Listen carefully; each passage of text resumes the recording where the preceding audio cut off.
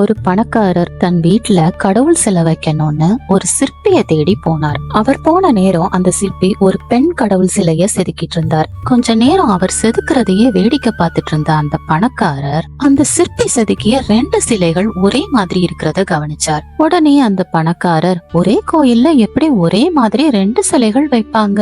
இல்ல, இந்த 2 சிலைகளும் வேற வேற கோயிலுக்காக செதுக்குறீங்களா அப்படின்னு கேட்டார். சிற்பி சிரிச்சுக்கிட்டே, இல்ல ஐயா, கீழே கிடக்குற சிலை உடைஞ்சு போச்சு அப்படின்னு சொன்னார். பணக்காரர் ஆச்சரியமா, என்ன சொல்றீங்க? ரொம்ப அழகா தானே இருக்கு, அந்த சிலை எந்த பக்கமும் உடைய கூட இல்லையேன்னு கேட்டார். அந்த சிலையோட மூக்குல சின்ன கீறல் இருக்கு பாருங்க அப்படின்னு சொன்னார் சிற்பி.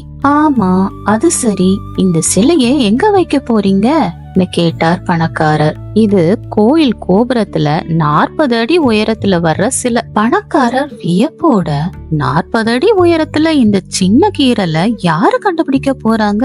இதுக்காக ஏன் இன்னொரு சிலை செய்றீங்கன்னு கேட்டார். அந்த சிலையில கீரல் இருக்கிறது எனக்கு தெரியுமே.